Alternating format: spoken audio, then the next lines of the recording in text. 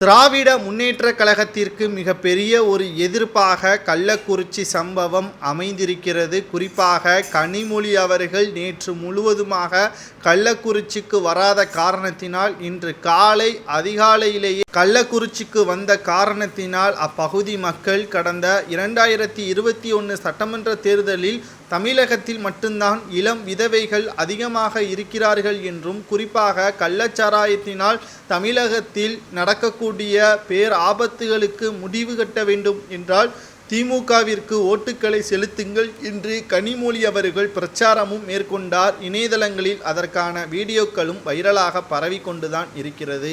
ஆனால் தற்பொழுது வரை கடந்த ஆட்சியை விட இந்த ஆட்சியில்தான் கள்ளச்சாராயத்தின் வேகம் அதிகரித்திருப்பதாகவும், குறிப்பாக கஞ்சா போதை மற்றும் போதை மருந்து புழக்கம் அதிகமாகவும் தமிழகத்தில்தான், அதுவும் திமுகவின் ஆட்சியில் திமுகவின் நிர்வாகிகளை விற்பனை செய்வதும் தற்பொழுது நம்மால் பார்க்க முடிகிறது. கிட்டத்தட்ட 50 நபர்களுக்கு மேலாக உயிரிழந்திருப்பதாக செய்திகளும் வெளியாகி கொண்டிருக்கிறது. 120 நபர்கள் தீவிர சிகிச்சை பிரிவிலும் அனுமதிக்கப்பட்டிருக்கிறார்கள். நேற்றே கனிமொழி அவர்கள் என்ன செய்தார்? அது மட்டுமல்ல, திராவிட முன்னேற்றக் கழகத்தின் ஆட்சி இல்லாத பொழுது, அதிமுகவின் ஆட்சியில் சிறு சிறு தவறுகள் நடக்கும் பொழுது பிரபல நடிகராக இருக்கக்கூடிய சூர்யா, ஜோதிகா, சத்யராஜ், பிரகாஷ்ராஜ் இவர்கள் அனைவரும் குரல்களை கொடுத்தார்கள்.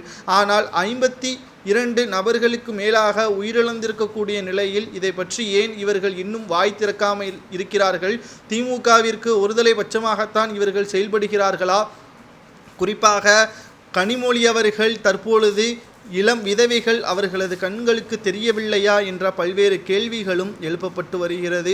ஒட்டுமொத்தமாக திராவிட முன்னேற்ற கழகத்தின் ஆட்சியே சரியில்லை. உடனடியாக ஸ்டாலின் 52 நபர்களது உயிருக்கு காரணமானதன் காரணமாக தனது பதவியை ராஜினாமா செய்ய வேண்டும், ஆட்சியை கலைக்க வேண்டும் என்று பல்வேறு குற்றச்சாட்டுகளையும் முன்வைத்திருக்கிறார்.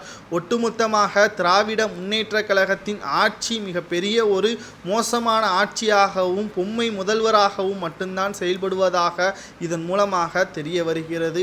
ஒட்டுமொத்தமாக திராவிட முன்னேற்ற கழகத்திற்கு மிகப்பெரிய ஒரு அவமான சின்னமாக இது கருதவில்லை. காரணம், திமுகவினர்கள் தான் இதை விற்கிறார்கள். கடந்த 2 ஆண்டுகளாக கள்ளச்சாராயம் காவல்துறை அதிகாரிகளிடம் இருக்கக்கூடிய பவரை பயன்படுத்தி எப்போதே இதை மூடி மறைத்திருக்கலாம். ஆனால் இவர்கள் பணத்தை பெற்றுக்கொண்டு கள்ளச்சாராயத்திற்கு உறுதுணையாக இருந்ததன் காரணமாகத்தான் தற்பொழுது பலி எண்ணிக்கை அதிகரித்திருப்பதாகவும், நேற்று காலையே இதற்கான விளக்கத்தை காவல்துறையினர் சரியான வெளியிடாத காரணத்தினால்தான் உயிர் பலி எண்ணிக்கை அதிகமாக இருப்பதாகவும் தெரிய வருகிறது.